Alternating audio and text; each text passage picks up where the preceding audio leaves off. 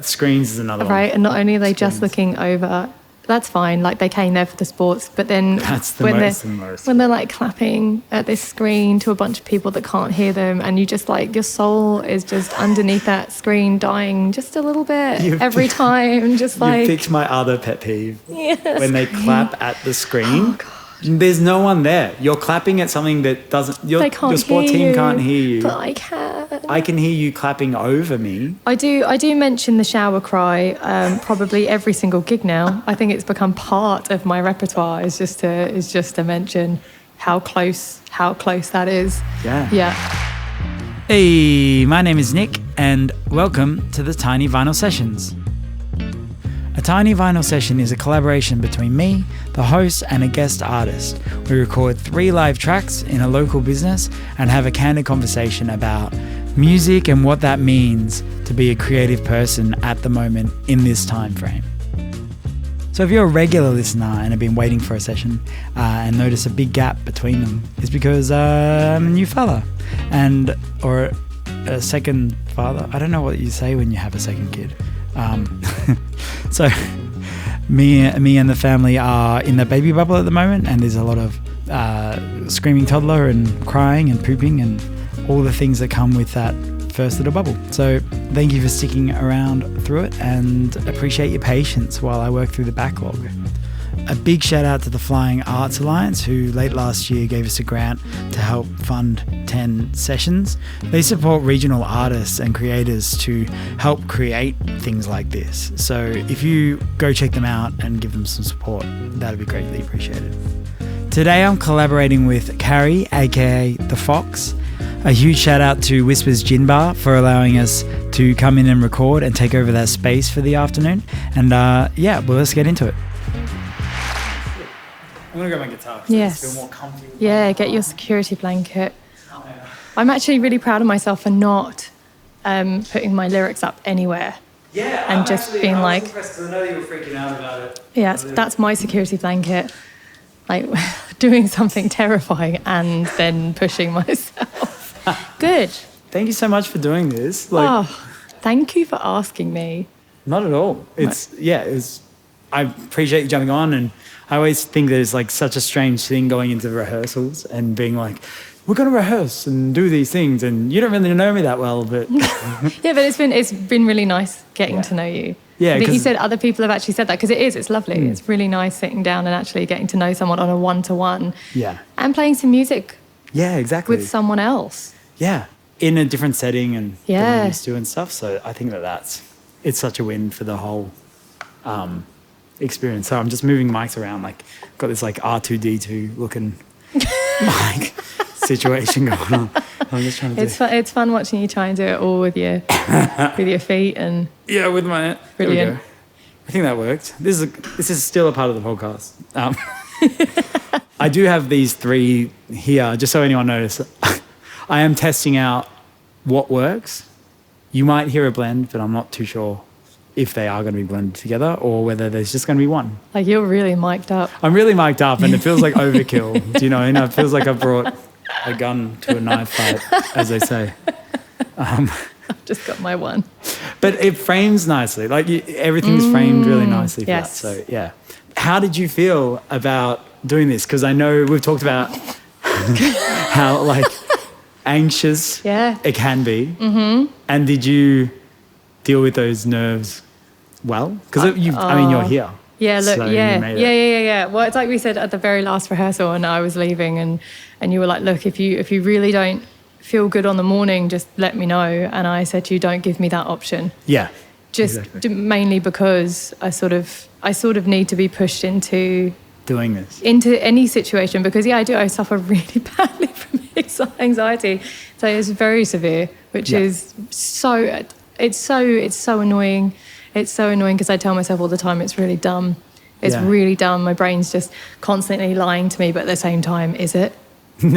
It's definitely lying to you. Yeah. So I was really nervous about doing this.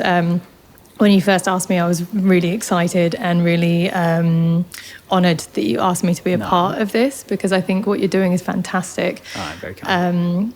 But then as it's gotten closer, I've gotten more and more nervous about everything. Judgment, You know, am I going to be okay? Is it going to sound any good? I'm the first singer that you've had, so without, you know, an instrument. So I was really unsure of how this was all going to go, but I've had so much fun. Yeah, good. I'm having a lot of fun. That's the key. The key to me is like, no matter what, the process is going to be fun. Yeah. And I think it went really well. I mean, I felt like it was all lovely, which is a little bit out of my wheelhouse. Is lovely. Having good experiences. I mean, sort of. But more so like the singing, like doing it in such a vulnerable and broken down situation is very different for me. You know, getting up normally with a band and the stripped backness is you haven't done it for a while, so it's like that vulnerable. I remember you saying, when you cut out, it feels strange because you're so used to noise. Yeah, if you cut out like I don't have more instruments filling that space when you stop, and it was just my voice, and just to hear my voice so predominantly with nothing else. Yeah, it actually. I love it though. That's like it's my favorite environment. Yeah. To be honest. No, this has been an amazing experience for me. Oh, good. No, I appreciate it, and I appreciate you, stepping into that unknown a little bit, because it's so strange. Like, I think we've communicated a few times, but we just have different life schedules, and really, like, I think I saw you properly when I came and took photos to practice taking photos, and then I think like before that we maybe messaged once or twice, but nothing. Like, I'm surprised sometimes with the different little pockets of scenes that happen. Like, I've always known you as the Fox, as in like, and that's your main thing. Yeah. And it's strange because in other places I see lots of singers that aren't playing instruments and being soloists. So like, you're more normal for me in bigger cities is very normal.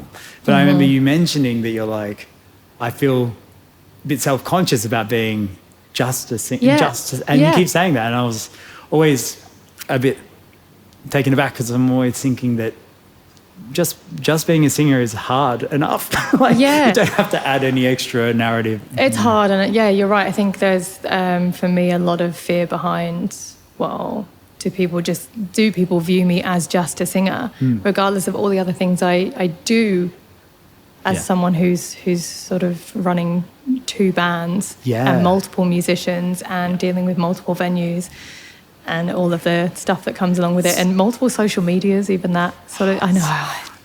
But, you know, there's so much to it. But then when I'm on... That's got a little red light on it? It does, yes. Okay, good. Sorry. Just this freaks me out. Yeah, that one's worse to see. Sorry, it's very distracting when you got to like make sure that... everything's... See, we're talking about all the things you have to do, and here you are just being like, here's all the things I have to do. No, but like the social media is such a new thing in the scope of, for us, we're about the same age, so it's, you know, the scope of not just being like, here's a poster where I'm going to play. Yeah. But as opposed to, you're meant to upkeep your image. Yeah. And if you're not posting, you don't exist. Yeah. That kind of stuff. Yeah, if you're not posting, you disappear, and you're not a real person anymore doing valuable creative stuff. And, you know, both of my jobs really revolve around that. How many do you have? 4? 3, 5. Let me just... so one for the Fox, one for Golden, the other band, one personal one, which really just is posts from the other things linking onto it. I don't think I have any personal stuff going on. One for tattooing, my Doodle Fox tattooing, and one for my dog. And that's the one that's got 1 million followers. That has, all the followers and most of the awesome posts.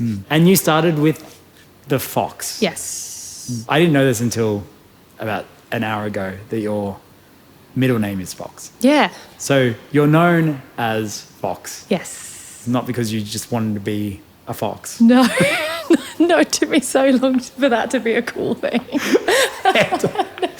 Are you saying it wasn't a cool... Like, I would have... If I was a kid that met you at primary school, I'd be like, that's the coolest name. No, the name's cool. Yeah. I am not... I'm not cool. There was no matchup. I think so. I think you're cool. I think you're cool. I think you've got it. Yeah, well, I did. Like I said, it took a while. Okay. Took a while. I did grow into it. Yeah, for sure. Yeah. You were eating Smarties earlier. Oh, yeah. Like gives me more of an insight into your being. Yes. Yeah, pretty much the 5-year-old in an adult's body. Yeah. I think that's the best way to be, though. It's the only way I know how. Yeah. Did you find being a creative in the fields that you are, do you find that they overlap? How you're dealing with them as a human or how you deal with them creatively? Like, because I think that they're so different, but they're also so similar. Yeah. So well, they're both so creative. Yeah. I think probably the hardest thing about being a musician and being a tattooist is there's an awful lot of work in both of those fields that are outside of work and unpaid, which sort of means I'm sure a lot of it comes down to my own ability to manage time and balance things, which I'm learning is probably not very good. But yeah, I do find that the overlap is because they both take so much of my time. Yeah. So in order to do both those things and love both those things, I am giving so much of my time to those things to keep them both running and operating. I was going to ask that because I remember having a discussion where you're saying out of hours, like we have problems with people lacking boundaries when it comes to these fields. In tattooing, I actually see it potentially worse because people really expect you to jump on board whenever you're like asked to do a tattoo, like you don't tattoo all the time and aren't doing the thing all the time. Always being able to message someone. Yes. And always being able to touch base. Yeah. I find that horrendous because you can't. I have to create those boundaries. I have to say, okay, it's 9 p.m. I cannot message this person back about a tattoo, but at the same time, that person then might think that I'm not interested in what they're asking for, and that has happened before as well. Yeah. Where I don't get back to them until the next morning, and then they're kind of mad that I wasn't available. Yeah. So, yeah, that can be very difficult. And I think, like I was a musician long before I was a tattooist. So even though always being creative, I was a musician long before that. Yeah. So I'm now at this point really honouring that rather than pushing either of them aside, just sort of saying, look, this is what I was. Everybody knew this is what I was doing beforehand and this is what I love doing. So I'm putting my time and my dedication to it. And these things can live together. Yeah, they totally. They have to be able to. Yeah. But it has to be kind of a little more on my terms. Otherwise, I'm just going to circle that burnout constantly. Well, they can't. They are both full-timey things to do. Yeah. I found this in my own life where, even taking on this podcast, I realized, because I've done a few grants, written a few things up, where I have to kind of tally my time. Yes. And you go, oh, it takes me 43 hours to do everything in this podcast. So I've never had a normal job that tells me, oh, you're working 34 hours this week and that's your role and stuff. I've always just been self-employed. So then when someone says, I tally up the hours and I say 43 hours. Oh, and then you look at what someone does in a job and you're like, oh, 43. Oh, that's just like a normal job, like one part. And that's not including anything else that we do.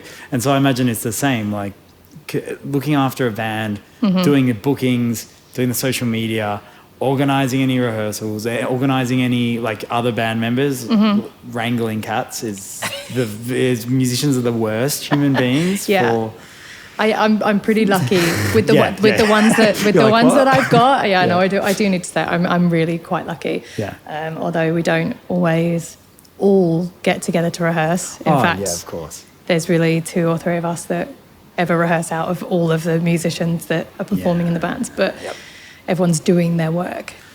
And then we just bring it to, we just rock up and try it on stage for the most part. In these kind of environments, I think that's totally fair. Yeah. And also you guys have been together for ages, so. I mean, well, yeah, I guess, well, Pete and I, for sure. Yeah, I think Pete, I feel like if anyone who doesn't know Pete, the drummer. He's a great session drummer in town. Pete's, well, I played with him for the first time the other week at Paddy's in another band with Nick, and it was great. He's such awesome. a solid player. He's awesome and just like a genuinely good human. Yeah. Like a really good human. But yeah, we've been performing together for, I think we're coming up on 10 years. Wow. I know. That's a long time. Yeah. Is that the amount of time that you've been performing in Airlie? Because No. another thing that baffled me was that I didn't realise you've been here longer than most people I've had on the podcast. Yeah. I think it's just clocked over 14 or it's just about to clock over 15. I'm not sure. Yeah. It's 14 or 15 years around that sort of, yeah. Yeah. And I'll let someone else do the math. I arrived in July 2011. 2011, yeah. Yeah. Oh, wow. Yeah, and played with just like a couple of soloists, really. Yeah. And it was all kind of by accident. That you fell into gigging. Yeah, like I wanted to. And I gave a CD to the music shop. Oh, Holy yeah. Beach Music, yeah. When nice. Brian Barker worked there. And I gave him my CD saying, look, I'm looking for guitarists. I've been travelling for a year. Yeah. I miss music. And he invited me over for a jam. Oh, nice. Okay. Yeah. So I don't even know who that is. Brian Barker, my goodness, he's been in Airlie Beach longer than any of us. Lovely. He does he does DJing now and sound. Oh, Brian, DJ Brian. Yeah, DJ of course. Brian LaChance. It would be, yeah. I've never heard anyone use... Call him Brian Barker. Yeah. Yeah. So I know him as DJ Brian. Yeah. Yeah, I love DJ Brian. So because I was Fox and he was Barker, we were Fox and Hound. That was our first. That's cute. Yeah, That's cute. first duo. And actually lived in his house. He had like a share house. He was like the main tenant. And that's kind of how I stayed in Airlie Beach. I gave this CD. He was like, yeah, let's jam. Cool. And I got a room in the share house. Got myself my second year visa, like work, the 88 days, because English people had to do it then. That's it. None of this 3 years. Just yeah, free. I know. Just like whatever, you just get given it because you're British. Right. What's given might be taken away. We just don't know. We just don't know. So yeah, so that's kind of how I got into music. And then another person joined on and we were sort of a trio for a bit. And then Brian moved on to other things and I went forward with this other person. And then after a little while doing duos with him, we decided to look for someone to play drums. And that's when Pete came in, and that was roughly 10 years ago. So. Oh, cool. We had a false start. That's what I call them, false starts. Mm-hmm. And this is fun take number 5. Well, 4, but with a false. I don't know, I'm messing up my whole system now. This is take number 5, fun take number 2. The rest were not fun. That's terrible. She cried. Okay. No one.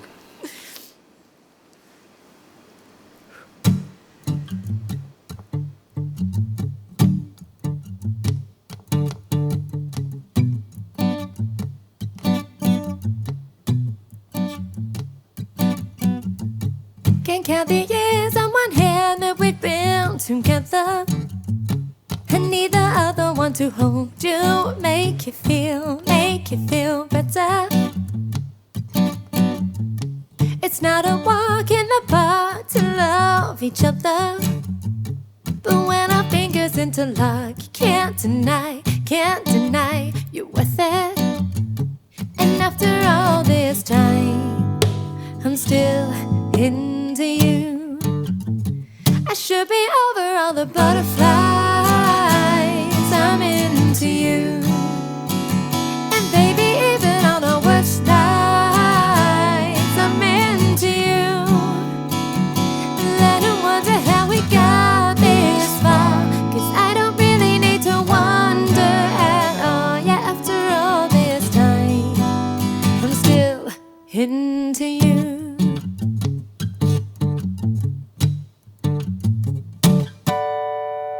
Recount the night that I first met your mother, and on the drive back to my house, I told you that I loved you. You felt the weight of the world fall off your shoulder, and to your favorite song we sang along to the start of forever.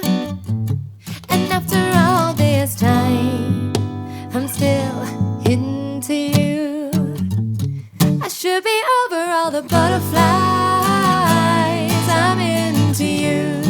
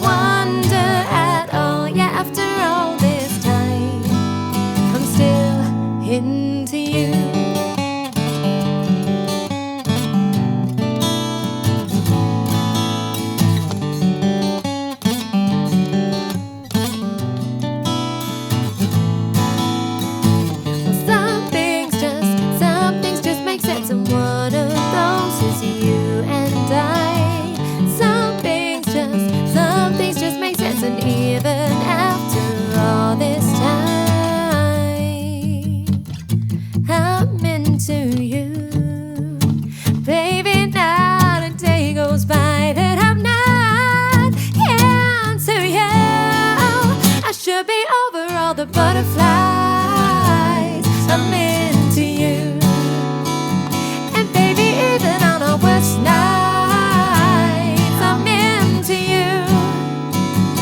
Let 'em wonder how we got this far, 'cause I don't really need to wonder at all. Yeah, after all this time, I'm still into you. I'm still into you. I'm still into you.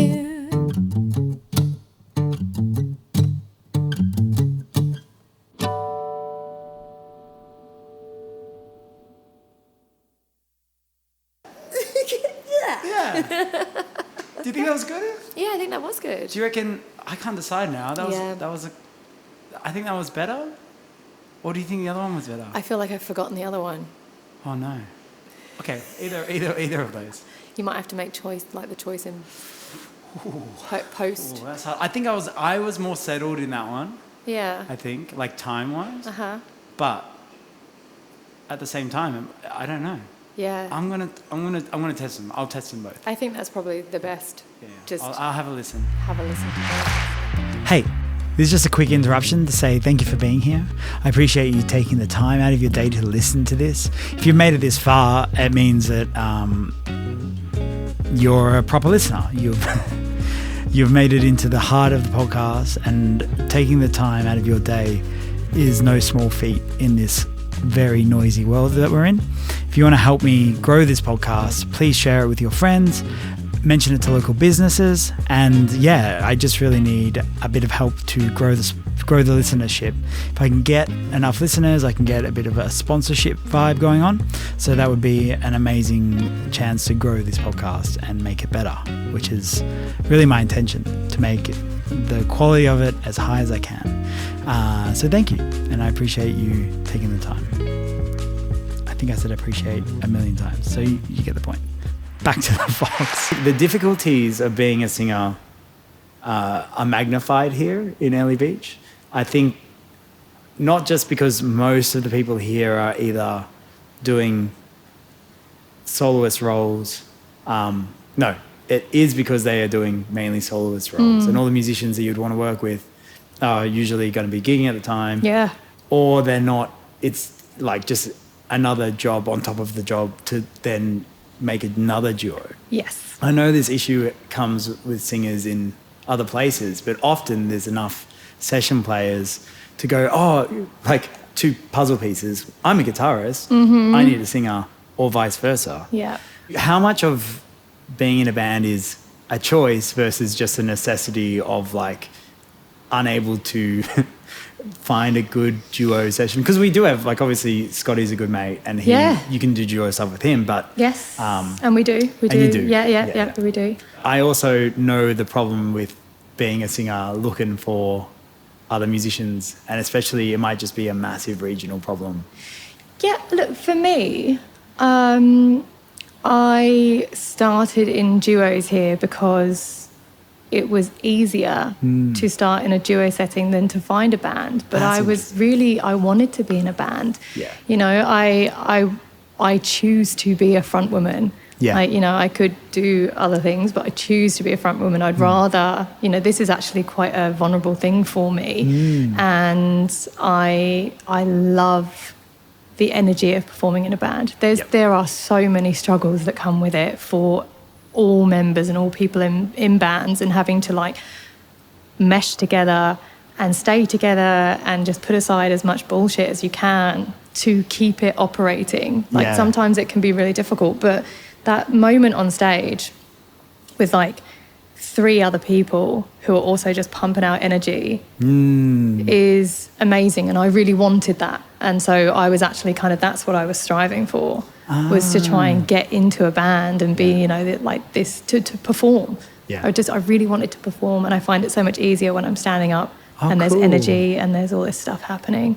Okay, so so I'm not being like, you should go back to, I'm a bit biased because I've really enjoyed doing the duo with you. Yeah, this has been really and then seeing lovely, you in like a stripped back environment is really lovely. So I was like, I want to see you do more stripped back stuff. I'm not opposed to it at all. Yeah. I think what I find most difficult is the stripped back side of it. You know, like I've done plenty of duos, and I think Scotty and I fell into like party duo quite fast because we're party band in Golden. So whenever we've done duo stuff, it's been fairly upbeat. Similar. But we did do a duo at Magnums, and it was really quiet. And we sort of did strip back all of the sort of stuff that we normally do, which is really upbeat and party. And it was really nice. There were like a lot of moments where we'd look at each other and be like, it's kind of cool. We could probably do like weddings and stuff. You know? Yeah. So there's a lot. There's so much opportunity. A lot of it is getting out of my head and just getting on with it. So when you're trying to get out of your head, what is in your head to get out? Like, what is like the struggling? You're like, I don't know what you're talking about. Are you gonna make me say it all out loud? Oh, you don't have to. Definitely don't have to. Most of the time, the things that are in my head are things that people have said to me in the past that I just can't shake off. Oh, we've talked about this a little bit. Yeah, and it's so true, and it just circulates, and it gets worse and worse. And for all of the compliments that you get, those few negative comments that people have made, and sometimes it's not just a person at a gig making a passing comment. Sometimes it's someone that really matters to you. You know, like a parent, a friend, a guitarist. You know, like whether that be someone who I'm performing with or someone that I've never performed with.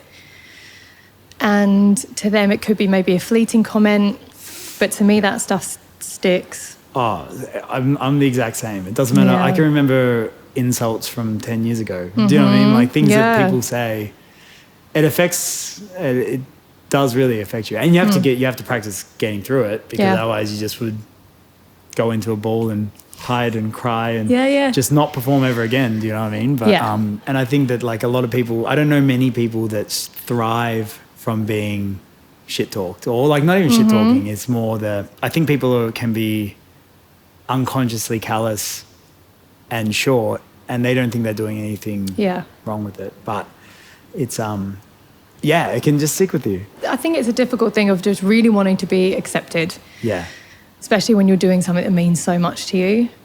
You know? It's so in front of people. Like, It's just like, hey, judge me. Please. It's like as soon as you stand in front of people to do something vulnerable, that is the most judgy place that people can come from. Yeah. And, you know, like some of the people who have made comments, I suppose, I have taken it on board and tried to turn it into constructive criticism and tried to get better. Yeah. But even in that comment is still like, you know, right here, just being like, yeah, but you might be trying to get better, but you know. Yeah, it's a balance, right? Like it's taking it with, okay, well, what can I improve on? It still doesn't leave. Even if you get into no matter what stratosphere, you'd still have those same little voices, you know, and they don't go away. I feel like I have to sort of say at this point that also choosing the people that you are around doing these creative things with is so important. You know, I've performed with people where it was just I was performing with them because I wanted to perform, and I didn't feel like I had a choice who I was performing with. You know, whereas it's like starting Golden and performing with, you know, Scotty Wilson, who is one of my best friends, and he's just like a golden retriever in human form. And then Pete on drums, who I'm obviously so comfortable with. He's my sister from another mister.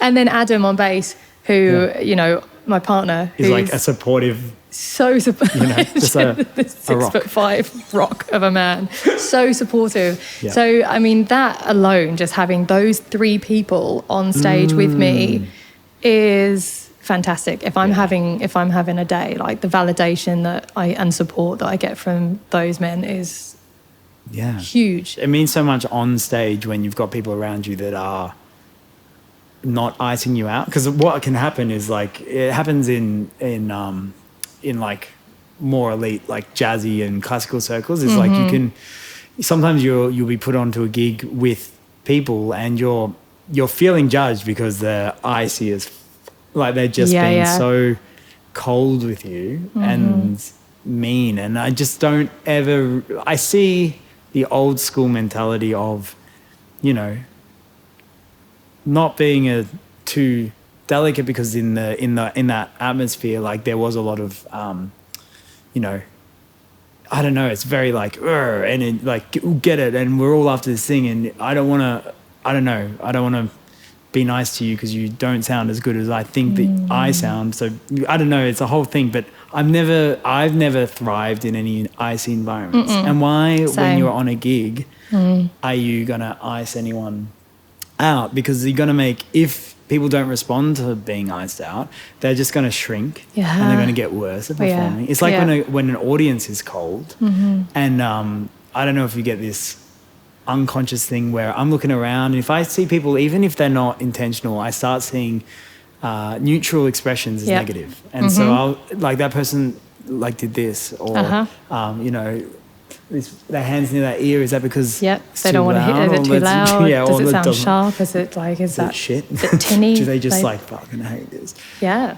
Being in a supportive environment, I think that even if there are little mistakes that are made, that, you know, if you're someone that's icing someone out, you give them that look, and it then highlights it, and it makes it worse. Absolutely. And then there's more mistakes. But if you go, this is just music, whatever, and it's passing, enjoy it, and it's really not a big deal. That makes, it's supposed to be fun. It's supposed to be fun. It's supposed to be fun. No one's gonna die. We've got to stop taking ourselves so seriously. Honestly, like, you know, the most fun I ever have on stage is just letting go and having fun. Yeah. Honestly, just having fun. And mistakes happen all the time because we're human.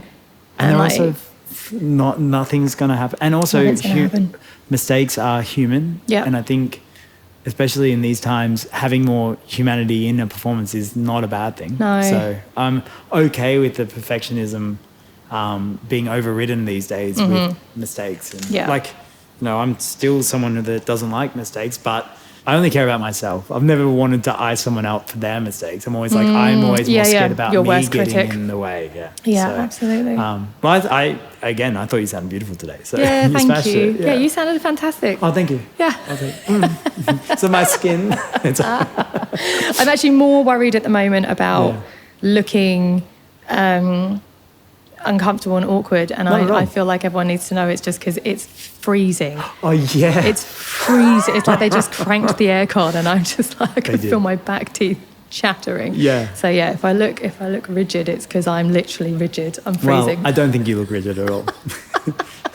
There's that anxiety again. Yeah, it comes up. Oh God. No, but everyone's on a spectrum of like how much they like performing versus making music versus. There's so many things. Like, of you course. know, if you're. I would say that I enjoy making music and doing these kind of things, whereas creating a thing outside of being in front of people, much more than being on stage in front of people. Yes. I feel like that's a very learnt skill. Yeah. But then again, I don't know what camp you're in, but maybe a lot of people want to really perform. And that's the thing that they actually get a lot of joy from. Yeah. I love performing when it's good, as in like when it's a nice audience and they're really with you, and you're in a small environment and all you're there is for the music, not the other things. But I do remember you saying that like you just wanted to perform. Yeah. And so and your show is high energy. Yeah. When you do your shows. Yeah. So that gives you energy. Yeah. Most of the time. Yeah. Most of the time. Yeah. I think it's the same for everybody, and this has been talked about on a few of your podcasts, is the energy, the cycle of energy, and how as a performer, as a musician, you are putting out energy from like the moment you get going. You're putting it out there in this hope that it's not only being received, but there's energy coming back. And there are certain gigs where you are quite literally looking for that one toe tap to know that anyone's listening and anyone's feeling it and anyone's enjoying it. And sometimes playing as a band, that's such a struggle, because you're like, there's so much happening here, and we've got drums, we've got like rhythm. Everything's going and nothing's happening. And sometimes that's really really difficult, and it makes it harder to perform because you're suddenly just putting out energy. But yeah, no, I do. I just want to perform, and it doesn't come from a place of look at me, because that's honestly like a terrifying place for me. Yes. Performance for me comes from some kind of outlet, need to do that. Yeah. Even if that's a persona, like even if the fox is a persona, like I do need her in my life. And she's a part of me that I really... I'm a bit jealous that you've got a persona though. Yeah. Like, to be able to at least have that alias that is, you know, you can put attributes onto that and be like, I'm stepping into this. I would like to take a little bit of her into my real day to day. Yeah. You know. But that's happened to us at like Magnums quite a lot, is being in like FDFK, who does put out high energy stuff, and then Katie's like busting his ass, especially as our lead singer, and he's just like, what's going on? Can they hear us? I'm like, we sound good, right? This is fine. And we do sound fine, and we know because we've done enough gigs to know that the same set gets people cranking when it's happening. Yeah. But it can be really detrimental. And I remember you telling me recently, it was you think it's a potentially a interesting. Let me start that again. At the moment, there's all the what am I trying to say? This generation. No, there's a problem with being seen dancing and the filming and the. I'm using the words that make sense altogether. So you know yes, what I'm talking about. So it's sort of a great. I'm just going to take over and stumble also. Yeah. It's a theory that I have. At a lot of gigs, you see people up and dancing, even from the early sets, who are around, you know, my age and above. And it's not until maybe sometimes the second set or the third set that you see more of a dance floor of all ages. And I sort of feel as though, this current life that we're in, where everybody is so under a spotlight, with social media, you can be filmed at any moment. Yeah. And if you go out with your friends and you are doing anything that's deemed embarrassing, like you're on film, and then it's on the internet, and then anyone can see it and everyone can ridicule you. And I just feel as though, to be seen all the time is very difficult. And I think perhaps that's something that is stopping people from just kind of letting go and having a lot of fun because of the fear of embarrassment or ridicule. Well, it's not just the embarrassment, it's that embarrassment is permanent. There. Yeah. So you just have to curate your external facade. Yeah. Because when I was younger, it was always, you know, dancing and parties. And then when I was a teenager, going out to clubs and getting drunk and doing dumb shit. There were cameras, but you would have to go get those pictures developed. And if there was something embarrassing, you'd burn that. Never thought about that. It was just gone. Yeah. You know, and then sort of, you know, Facebook kind of crept in, and I think we were still not really aware of just how embarrassing it could be if everything went out there, and then all of a sudden it started happening. And I remember that. I remember things starting to go online and being like messaging my friends and being like, "Are you kidding?" Like, but at least they were like photo dumps, you know, like back in the day, it was still kind of the old school way of getting like a, you know, you can be like, untag me, remove take it that, down. But now it's I feel that when it's out, you can't. That very second it can be out on like Snapchat for everyone to see, or whatever, you know, other platform. Like it can go up instantly without you having any knowledge of it until, you know. I just think that we live in an embarrassing time, and that could just be my anxiety talking about how I would feel at that age if everything was so like focused. Well, I think it's hard to just have fun until maybe they're all, you know, really drunk, and then Well, then their inhibitions. And brilliant, good for them. Like, Yeah. and I say it at gigs all the time. So often, I thank the crowd. I'm like, thank you for being here. Thank you for having fun with us. Yeah. Do more of that. Yeah. Do more of Just that. enjoy yourself. Yeah. Like, how do you feel in this very moment? Yeah. It's good, right? Do more of it. How does it feel internally when you just relax? You just relax. Yeah. But yeah, it is such a. I don't think it's just a you thing. I think that's. Well, such I might be everything. projecting as well. You know, No. like, how does it feel when you just Oh, relax? yeah. Like, oh yeah, it's good. It's Feels- really good. It feels really great. I'm like, can you guys have more fun so that I can relax? Please? But it Because again, happens that though. That's energy, the it's the feedback loop. it's the energy. It's this constant Yeah. like you're giving and just hoping to get something in return. Give me a morsel. Yeah. And I feel like for us as a band, it can be really difficult, but Mm. at least we all have each other. And I've got a wireless mic, so I'll get off stage and I'll Yeah. wander around. I think that's great though. Like that's such a benefit to not have to be stuck. Yeah. And not only can on I stage. like Yeah. encourage people, but I can also just go out and listen to how we sound out the front. And I can go back to the band and be like, guys, we sound great. Yeah. Don't I did this at stress. our last gig. I went out and I came back and I was like, just so you know, you all sound really fucking good. Yeah. Just you no need to know one's- this. You need to know how good you are. You need to realize. Yeah, and like I'll go and dance on the dance floor Yeah. while I'm performing just to. But I think that's it's such a benefit to why Golden and the Fox book so much Yeah. at Magnums and stuff, and why you're such a mainstay in that venue Yeah. because I think you do put out such a high entertainment. Yeah. High entertainment. I was going to say value, but it's really like you're a high entertaining band. I like that you're clapping. It makes me happy that you're clapping. I just gotta love do it. love being involved. If people don't clap enough anymore, let's get I like, people going. I like the idea that you're like, I don't know, how involved in this episode? I'm like, the whole thing's going to be called you. That's the whole episode. Should I clap? Should I? Should I? The whole Should I episode clap? is you. It's That's- me? That's the whole thing. Oh, God. So exciting. Who wouldn't want to listen to me? I know, and it's going to be the best one. Yeah.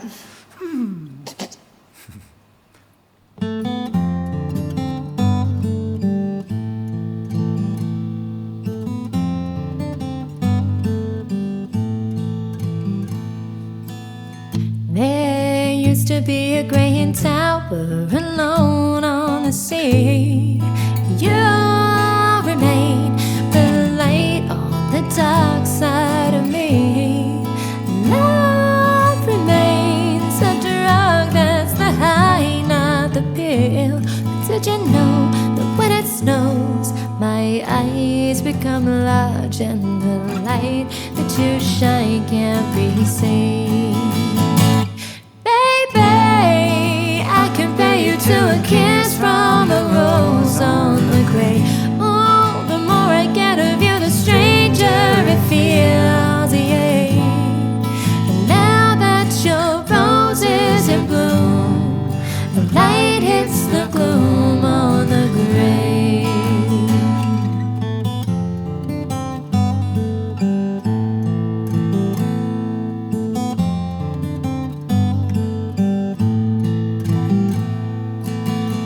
There is so much a man can tell you, so much he can say.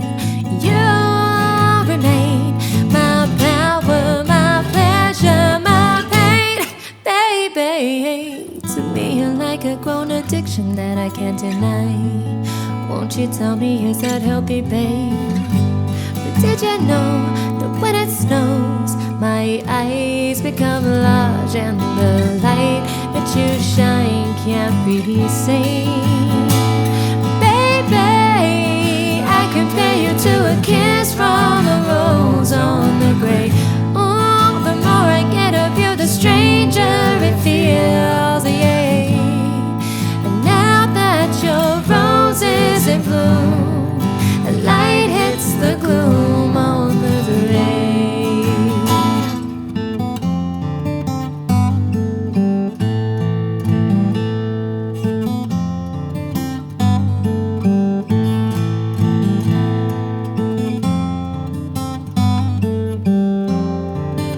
And I've been kissed by a rose on the grave. And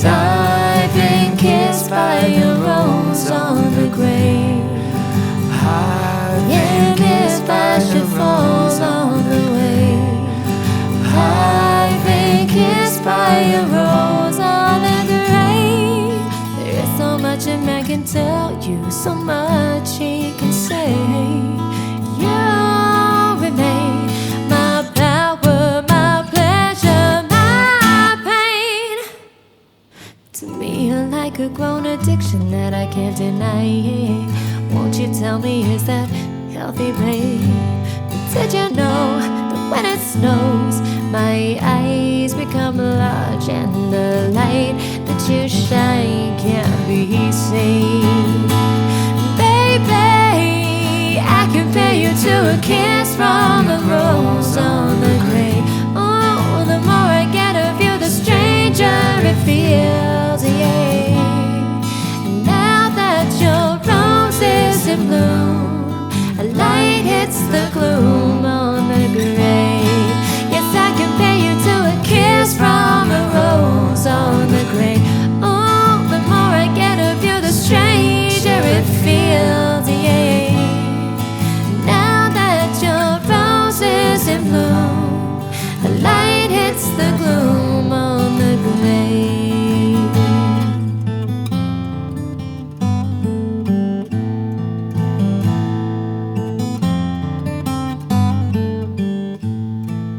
Now that your rose is in bloom, a light hits the room on the grave.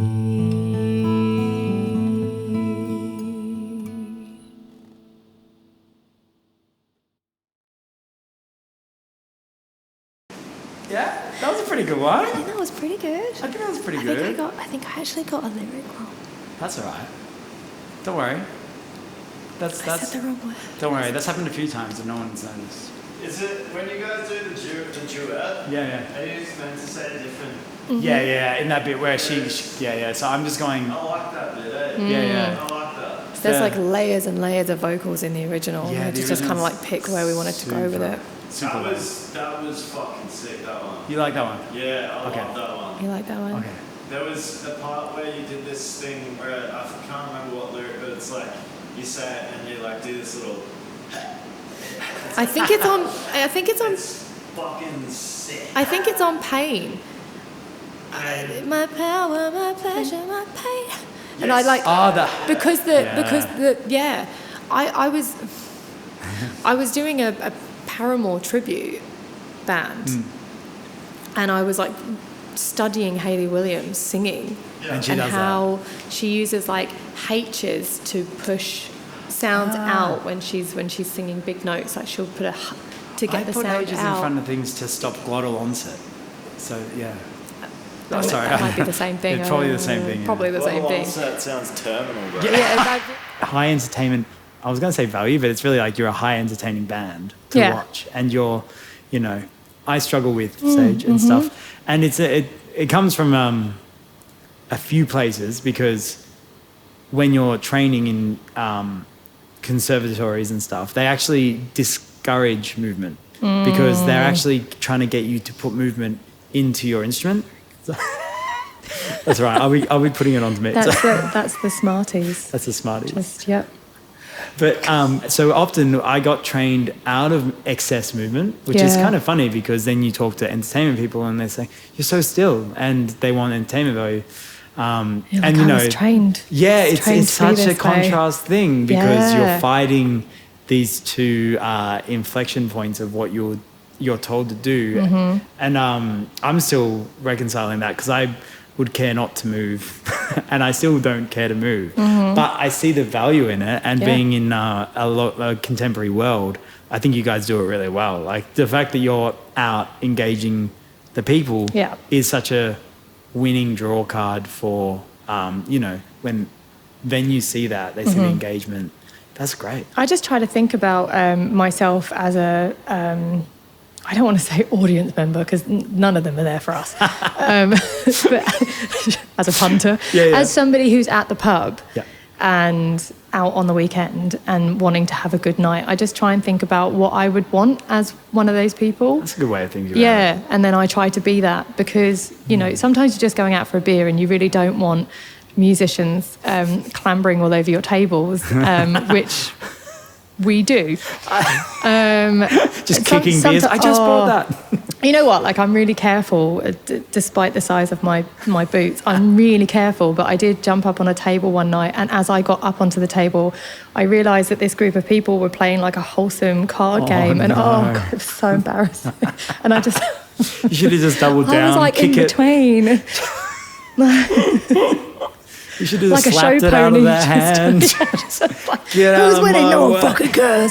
Like, Yeah. I felt awful.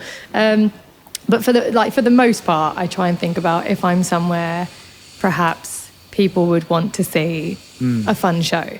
Yeah. Perhaps yeah. people would want to like have musicians in their face. No, But because at Magnum's, if no one's dancing, then you have heaps of space. it's so much space. So it's so not much like you're space. walking off in a small, crowded room and No. just being like, get out of my way. There's a lot of space. Yeah. So you've got room to...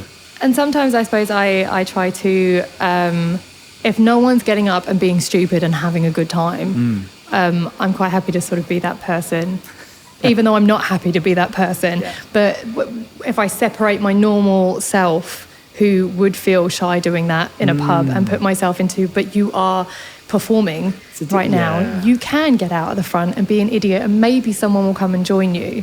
And then maybe you'll have a bit more fun and they'll have fun, and then they'll feel like they're part of something as well. I don't know. That's I sort like of that my- though. Like, and that's stepping into a persona is useful Yeah. for being able to do that Yeah. as well. Yeah. You know. I wanted to know how you got into performing, because you mentioned actually performing arts school, and luckily when we're rehearsing, I get to kind of absorb some information Yes. that I just don't Yeah. get. Well, it was in Brighton, and it was actually sort of like, it was really shit. If I'm just so honest about it. And it focused a lot more on acting. Yeah. So that was predominantly what I thought I was interested in. I really wanted to I wanted to be in musicals. Really wanted to be on Broadway because I loved singing, but was terrified to do it in front of people. So I thought if I went somewhere that was going to teach me how to act, and then how to sing for those. Yeah, like triple threat it. Yeah, I thought this would be yeah. great. Yeah, dance. Yeah, I thought this would be great. Like I said, it wasn't amazing, but then also I was. Were you a 16-year-old? 16, 17. So I probably was a big part of the problem. My only issue with so I was in London for about 5 years. Yeah. And the experience of meeting people, there's so many levels and tiers of different quality schools. I noticed in the UK. You Yes. know? Yeah. So I don't think it's just it might have been a shit school. It could have been, or a bad time in the school where maybe the lecturer. And I also know from people who have gone to those kind of schools that sometimes the teachers they may be great performers or great, but they may not be the most engaging teachers or the best teachers. There were some dodgy lecturers for sure. Some of them were doing some things that they should not have been doing. Definitely for not. sure. But we did have like our sort of main lecturer was his dad was quite famous, and he at the time I just thought he was like this really grumpy guy who would just kind of like all the time telling me all the things I couldn't do that I wanted to do. But he was definitely the best lecturer, and he was quite inspiring really. Begrudgingly. I'm kind of mad about it, but actually I think he was probably a really nice guy, and he just had to put up with a bunch of young 16-year-old. yeah Just 18, which is, I don't know if you've met them, not always the most enjoyable characters to be around. now that I'm nearly 40, I have a very, very different view on, and especially myself at that age. And it's funny because I missed the singing portion of that of your time. of my time there, because I came out to Australia for a family event, and I just stayed. yeah. Is that what happened? Well, no. I was actually just came out for a wedding, but I was 17, and I was really angry that I was missing this section, because singing was really what I wanted to get better at and to learn about. I was a real arsehole on that trip. But also from that trip, which we left early because of me, I decided I wanted to come back to Australia. I think I made like a stand. I was like, I'm going to come back on my own. Yeah, so. Did you sing much in the UK before performing here? Professionally, in front of people? Or like, what is the extent of the singing that you done before? When I was younger, it was all sort of behind closed doors. Yeah. I sung at karaoke at a pub in the UK that I was working at. Yeah. Was it in Brighton? No, it was in Burgess Hill, which Okay. is just sort of up from Brighton. And the girls that I was friends with there decided that because they didn't know I could sing, and from this karaoke, they decided that they would take me to an open mic night, and that was in Brighton. And I don't really remember. I don't remember a lot of it. I just remember being at this place in Brighton and them asking a guy that was playing guitar if he would play guitar for their friend who sung. And he was like, "Oh yeah, sure." Oh really? That's a much better response than I have these days. No, it was not at the time. They were like, "Will you like?" kind of, meet this person and sing. And again, I don't even really remember meeting him. I must have a terrible, terrible memory. Or I was probably really drunk, actually. It's probably a mixture of... I noticed that when people do get up and they're not trained or seasoned yet, they're often like just shitting themselves. Well, so you might have get blocked up. it out. I don't think I didn't get up and sing. No. I remember, I think I just had a conversation with this guy and we decided that we would meet at my flat, and he'd bring a guitar and we would try and get some songs together and then potentially get a gig. And I really, like I said, I don't really remember the details because it was a long time ago. But we essentially became a duo. Oh, cool. And we played in a few places. I think our first gig was in Brighton, and I got so drunk before the gig because I was really nervous that I hit my microphone and chipped my tooth. My very first gig. That's a problem. That's a problem for a lot of people. Yeah. Except it was my fault. No one hit the mic stand. That happened later down the track. Another chip. I performed with him for a little bit, and then I came to Australia and performed a little bit here, and then I went back to the UK for a little while and joined a band. I did that for a little bit, very short amount of time, and then I came back and really it was here that you solidified, really put my heels and went, this is what I want to do. This is fun. This is really fun. And all of the other stuff that I do aside from here, that's great, but this is what I want to do. But now that you said that, I am probably going to take some of these ones and put it in. 100%. I don't know, the contrast on you is just way better. The contrast. So, glitter. Take 5. And fun time 2. Fun take 2. Fun time 2. Time 2. Okay.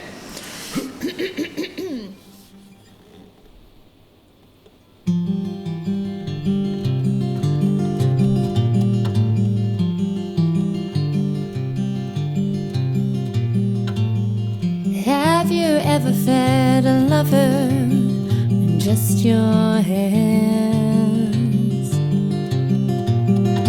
Close your eyes and trust it, just trust it. Have you ever thrown a fistful of glitter in the air? Have you ever looked fear in the face and said, I just don't care? It's only half past the point of no return, the tip of the iceberg, the sun before the burn, the thunder before the lightning, and the breath before the phrase. Have you ever felt this way?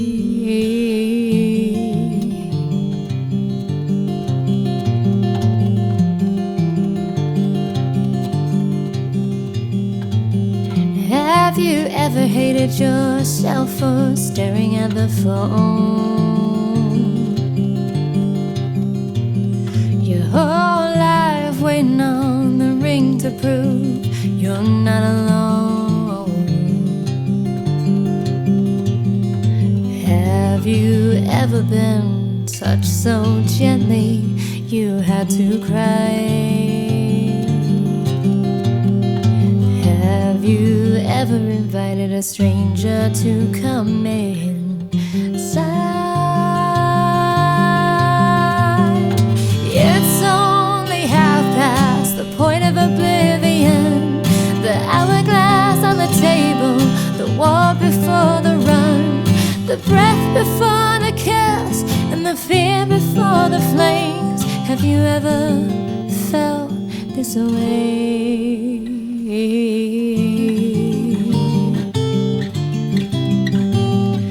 La la la la la la la la.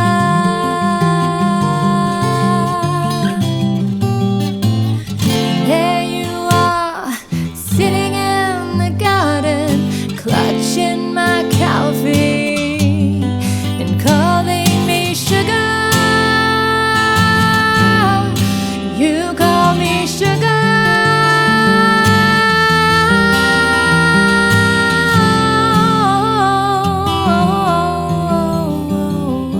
No. Have you ever wished for an endless night?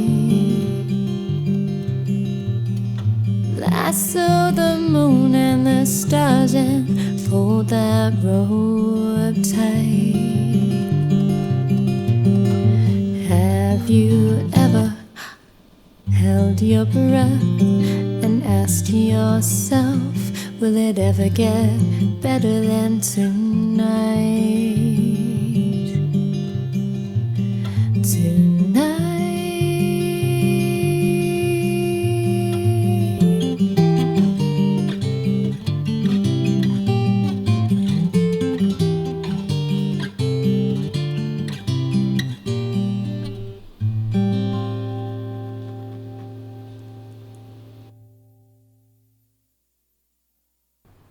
I think it's the one. Oh, yeah, I felt really good about that. That was good. How did you feel about that?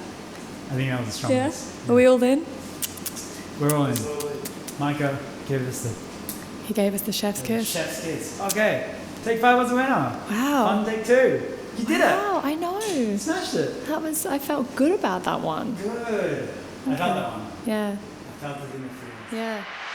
Is there anything that you were like, oh, I want to talk about this, or something that you had on your mind? Well, the energy side of things, but I think that's a thing for everyone at the moment, you know. Yeah. And I do think that it's very difficult for soloists because they don't have other people. But it's even Bounce it's off more of, but obvious in a band. Way more obvious. You're like, no, we're definitely got a high energy. Yeah. here. No, like we're good, right? This is good. But that you've We're doing a noticed good job, yeah. You've noticed that as a regression, or like as it was better at a certain point, and now, you know, we've talked about people Yeah. being extremely rude because there are a lot of, don't hold phones up into my face while we're singing. That would be a great thing that people could stop doing. Yeah, it's funny because I sort of, it's difficult, isn't it? Because we hated people coming up when you're performing Yeah. and when you're singing and like yelling stuff, like Yeah. yelling songs at Over you singing. Over you singing. And you just think, this is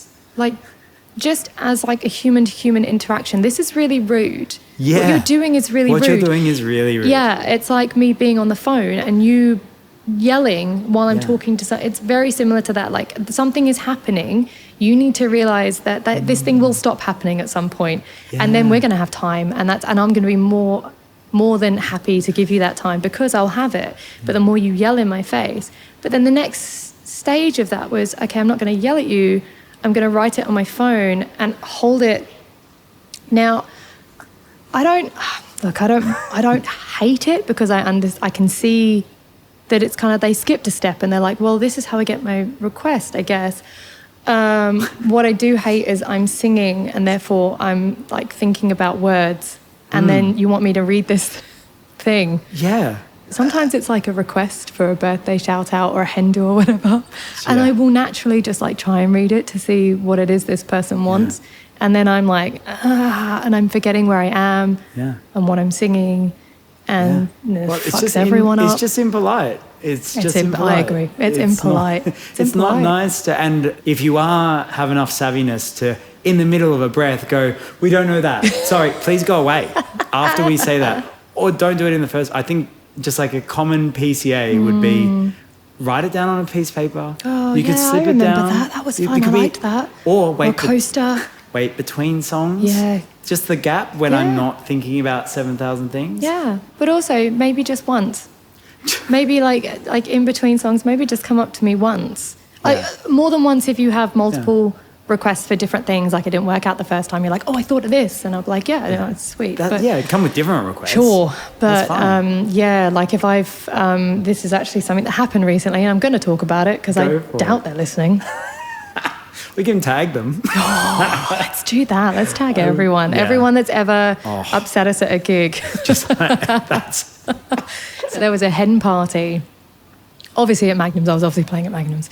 And there was a hen party and they were wearing just like the most horrific outfits. And they knew this. This isn't me being like, it's not uncommon in Airlie Beach to see multiple hen parties. Yeah, and they're all wearing like big puffy dresses and stuff. And one of them comes up to me looking like Princess Peach. And she's like, asked me to give the hen, I won't say her name. She's not listening. She asked me to give Bonnie a shout out. And I'm like, yeah.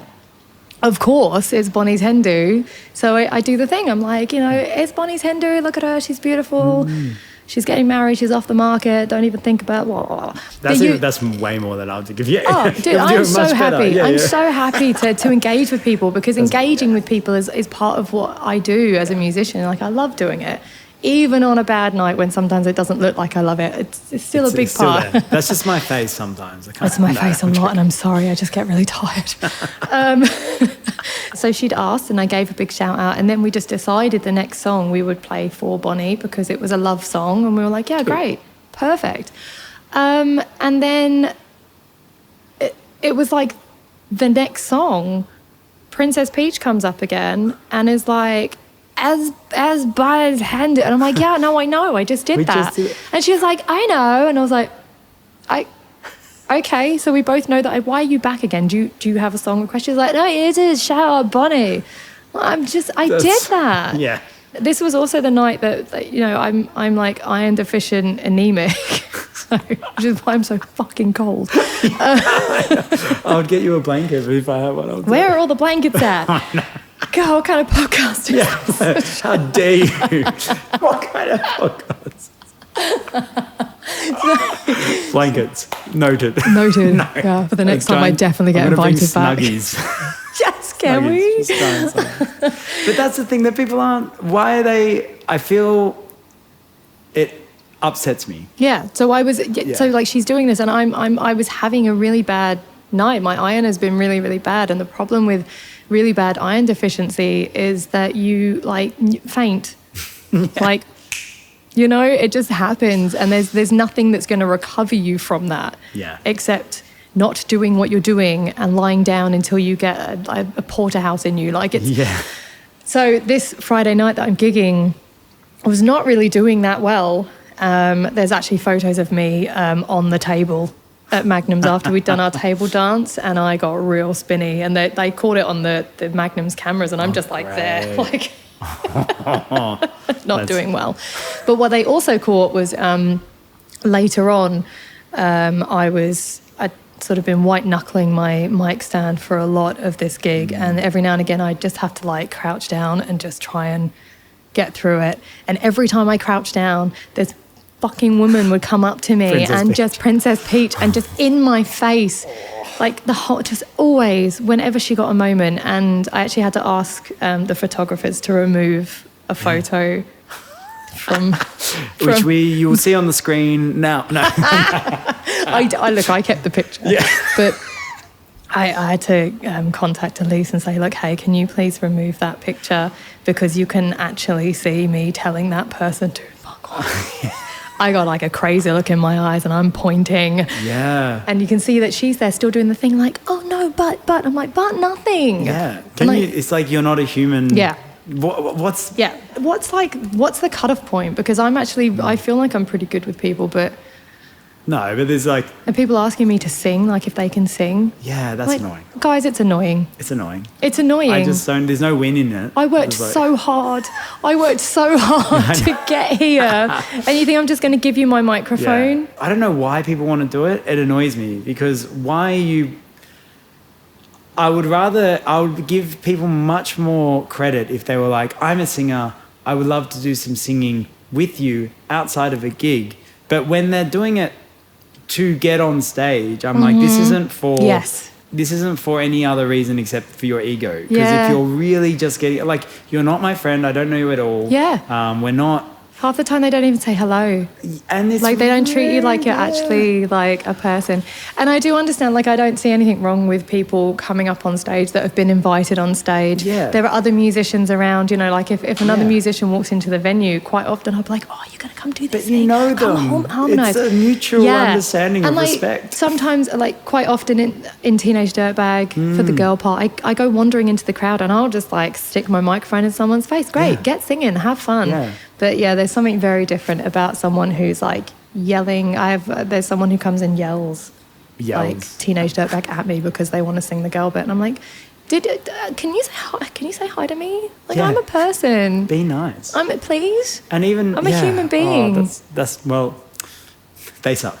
Yeah. That's- So that's- I don't know if this is something I wanted to talk about because I feel like it's highlighting maybe a side of me that I don't want people to sort of think on stage that I'm an asshole and I'm not approachable No, because that's I not what really we're want talking to be. about, though. I want to be approachable, but at the same time, like, It's- please treat me like a fucking person. I think what we're talking about is a lack of manners and Respect. a lack of Oh, respect decorum, isn't even right either, a lack of etiquette that Yeah. existed at one point Yes. when people understood what music going to a show meant. Yeah. I remember seeing it a few years ago on videos. Like it was going around where you've got really famous people on stage and people are throwing things onto them and throwing things on stage. And that's crazy to me. That's There is crazy. a social etiquette about watching music, but I think it's happening with all the things that we're talking about, whether it's seeing, it's the same thing of like, the thing that gets me is always like, oh, I can't believe you don't know this request. Yeah. I can't believe you don't know this.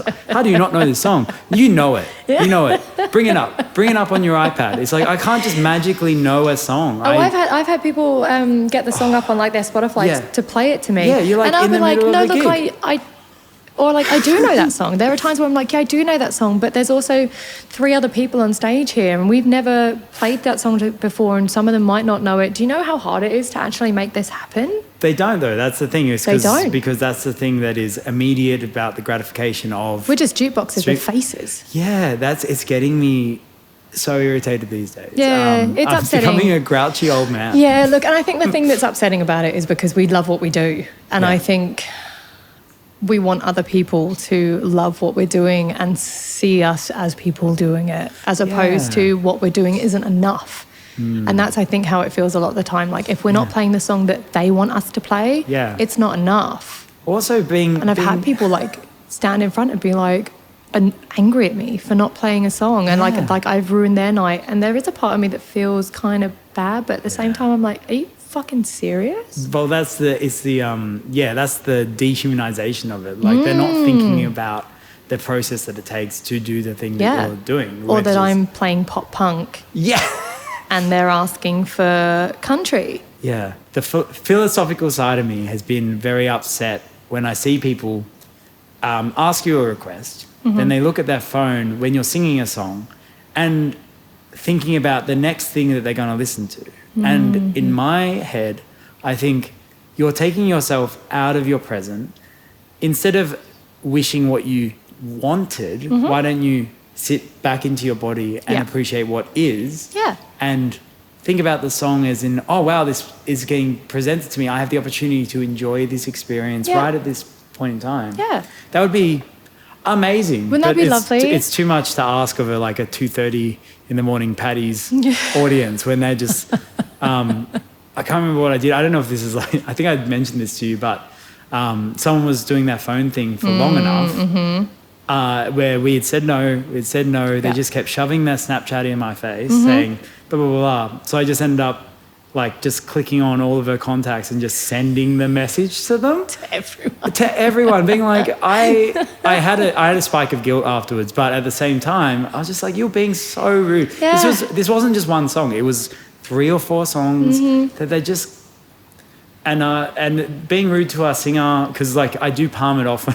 I palm it off to the lead singers on gigs if I'm not the person, because I'm like, I don't have the repertoire, so they have the repertoire. Ask them.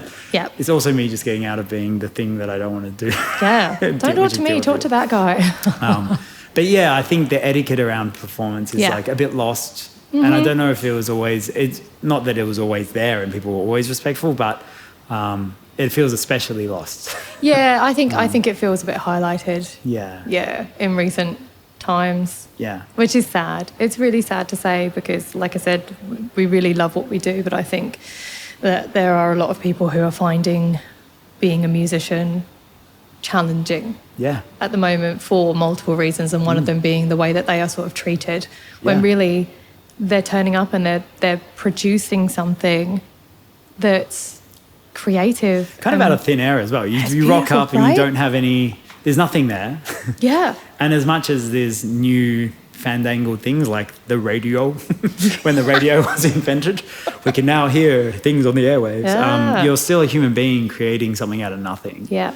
And that's upsetting to me. Yeah. Like, when you're performing and you're putting out this amazing thing live in front of people, and there's, like a sports above your head. That screens is another one. Right, and not only are they just looking over, that's fine, like they came there for the sports, but then when they're like clapping at this screen to a bunch of people that can't hear them, and you just like, your soul is just underneath that screen dying just a little bit every time, just like... You picked my other pet peeve. Yeah. You just picked the screen when they clap at the screen. Oh, God. There's no one there. You're clapping at something that doesn't... Your sport team can't hear you. But I can. I can hear you clapping over me. I do mention the shower cry probably every single gig now. I think it's become part of my repertoire is just to mention how close that is. Yeah. The shower. I'm looking forward to getting home and just crying in the shower. Just wetting and wailing. You just put extra mascara on for the shower I do. Just to have effect. Just to look like a music video. Yeah, that's it. Yeah. Put steam on beforehand. Yeah, absolutely. Yeah, make it a spa. Get some good things out of it. This has been really enjoyable. I've been really enjoyed chatting to you, and thank you so much for jumping on, and spending time with you has been lovely. Yeah, thank you. Is there anyone that you would want to see, like big band, little band, Ellie Beach, not Ellie Beach, that you would go, it'd be nice to see them on a Tiny Vinyl session? I mean... It's a spot question. I think because... So previously we've seen a lot of soloists, which is awesome, and I know that there's many more... And I know that I reckon they're all going to get a spot, and I'm excited to see because I've watched all of them up to this point. I appreciate you. I love it. Even like when I'm tattooing, I can plug in. Cool. Yeah. Nice, yeah. So I've been listening, and I have no doubt that a lot of they're all going to get a spot because they're all very talented. We're very lucky around here. We are. It's a talented town. So, yeah. So now myself as someone who isn't playing an instrument out and about, I think it would be interesting to maybe get some people who aren't soloists as well. So I don't know if this is like a bit left field, but I actually think that someone like Trevor Green would be quite I've definitely got him interesting on the cards. Because he crosses the board from drummer. He's got his band. He also does bookings and running a venue.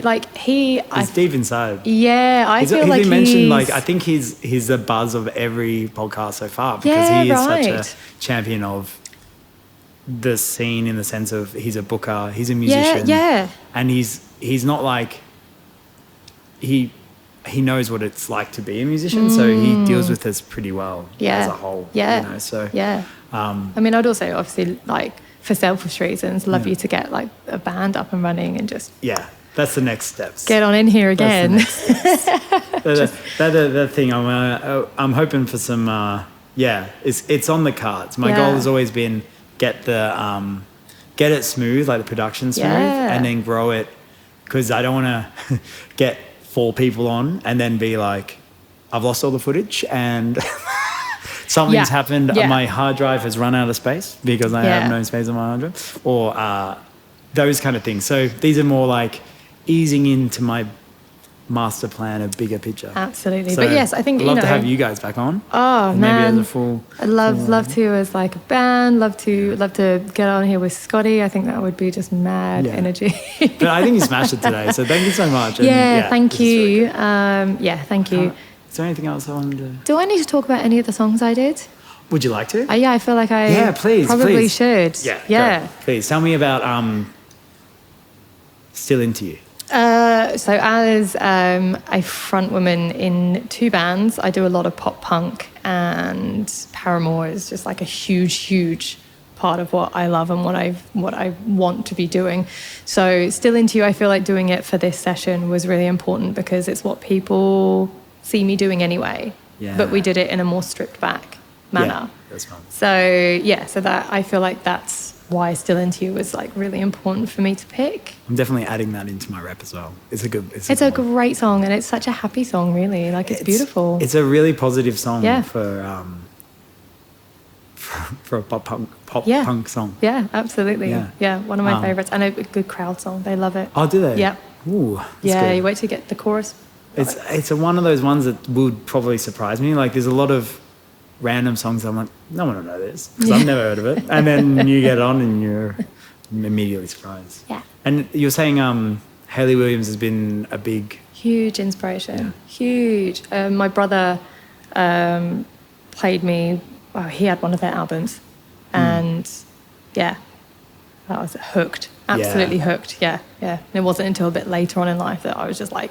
Went from hooked to obsession. Just like obsessed with what she can do. Like, amazing. Even after like vocal surgery and stuff. Oh, like, shit. she's awesome. Yeah, Yeah. she's got an insane range. Yeah, amazing. Ugh. So inspired because could never. So just stick with inspiration. Yeah. Oh, I mean, I feel that way about most things.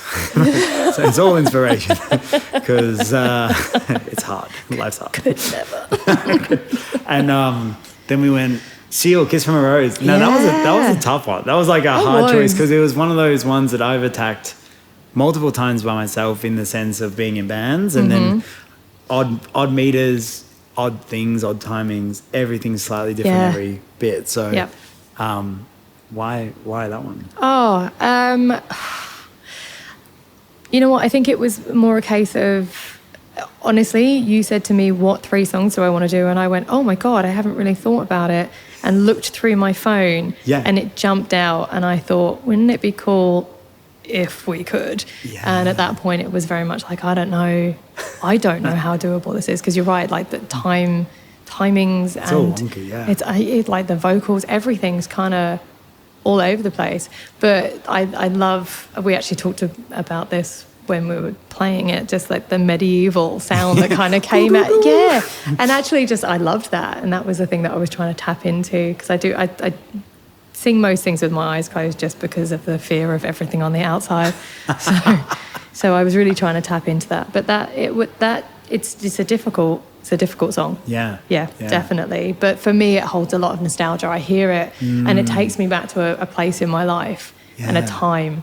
I think it when does that for a song lot of was us, right? yeah. And I think that even Micah, like Micah was you saying. played that one little bit and his face, he was kind of behind you and he sort of why you pulled a playing that- face you like playing that on guitar? like, oh wow, hang on a minute. And I think it does. It just has a sort of feeling for people. It takes you somewhere because it's quite emotive. And it's quite a unique song. Like this, it does kind of stand out of a weird time and place for me because it does sound a little bit 90s, but it doesn't really fit in anything to me. No. It just hangs around in this weird place in my brain. Yeah. Yeah. So it was kind of a bit of a curveball. Like, let's try and I see love those. and see what happens. Curveball is a win. Yeah, and I guess because you were kind of like that, you sort of said, "No, I love a curveball. let's do it." And I if was like, "Okay." If it's hard and I think that is like a challenge, I immediately will probably go a bit too dog for it. I'll be like, let's do it. Don't think we can do it. If anyone says, "Oh, no one can play that on guitar," I'm like, watch me. Seriously, it's like, and that's and that goes into the Pink one, right? Glitter in the Air. Yeah, that was Why was that a choice? Because it was that is another lefty field. Yeah. But yeah, I mean, I very much got into Pink because of my best friend. She was obsessed, absolutely obsessed, and it meant that. So I met her when I went to drama school, and we were very, very different humans. And I passed my driver's test before she did, because in the UK you can't start doing driving until you're 17. So I started my lessons on my 17th birthday. I was good. I was ready to go, and I was driving by the time I was 18. So I had my license, so I was driving a lot of people to college. And her choice of music was pretty much always Pink. So I pretty much like got Pink in my ear holes all the time. So I was hearing the more like the album songs that she was doing, as opposed to just the commercial stuff that was on the radio. It's got a lot of really nice B-sides. Loads. And Glitter in the Air was one that just kind of stuck with me from way back then. And I guess sort of chose it for Faye, maybe, for my best friend. That's cute. Yeah, that tickles me. I sung it previously when I was with the guitarist in the UK. We'd gone and recorded a couple of songs to try and get gigs, and one of them was Glitter in the Air. Yeah. And I could not get that long note. I couldn't get it. I couldn't get it in one breath. So it's kind of become a little bit of a I guess an Everest, a little challenge for me. I think you did really well. I can't even remember if I got it. We did it.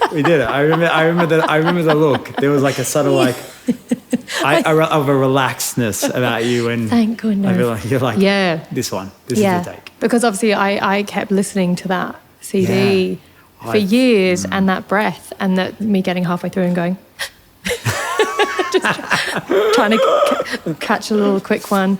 And it was just before the very last little bit. So it's kind of, that's haunted me. So but that's not the reason I chose it. But it's nice to do it again. Yeah. 10 years on. And it was fun. It was fun for me. I love, again, like putting something like that onto guitar is because it's a piano. Yeah, it's a piano song. Yeah, and people underestimate guitarists. And I think that, I mean, you guys are great.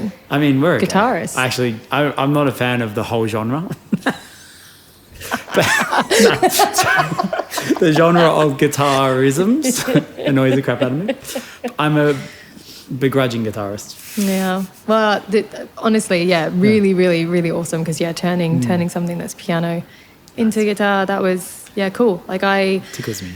Yeah, it was another song that I guess I did want to do something that maybe people hadn't heard as well. Yeah. I think, and for some reason, I remember we were in our rehearsal.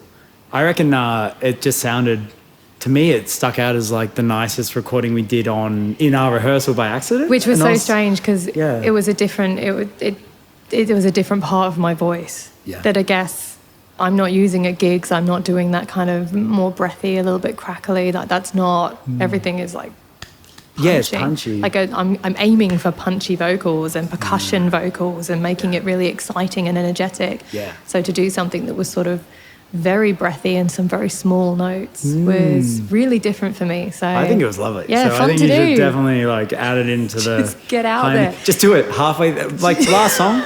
Just Glitter in the Air every time. What did you do? Oh yeah. Okay, last song. Yeah, we've just played like the Veronicas Untouched. We're just gonna.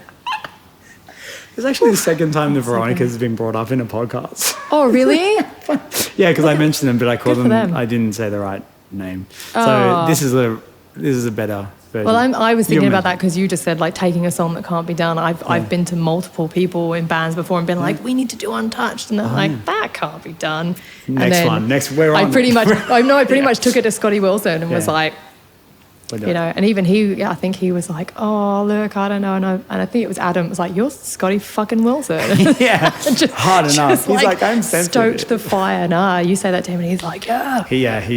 I could see him do that. Yeah, like I always tell him he has like two energies. There's golden retriever and boxer. Boxers are like... It's two energies. I love that. Well, no, thank you so much. I think you smashed it and this was really fun. Yeah, no, thank you. Thank you for letting me be on here and be weird. Oh, please. Just out there, just my little weirdo Weirdness self. Is the joy of life. Don't take it too seriously, hey. Don't. that's I think just don't take it too seriously. Don't. It's music. Yeah. Actually, it means a lot to me. It's really confusing. Do you know? No, it is. It means everything, but also I just want to have fun. Yeah. No one's dying when we're not doing. Anyway, you know what I mean. I'm not a doctor, but you know.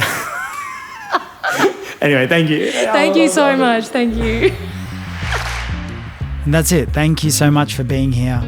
Thank you to Fox for coming on. It was so fun to hang out and rehearse. And the best part of this is actually getting to hang out with the artists that I get to know from afar and then bring them in and get to know them better one-on-one, or one in a band. And you know what I mean. Thank you to Whisper Bar for having us. This isn't happening without the support of local businesses. So if you are in Airlie Beach, go check them out. They're got some great breakfasts and some great drinks. Anyway, thank you so much. See you next time.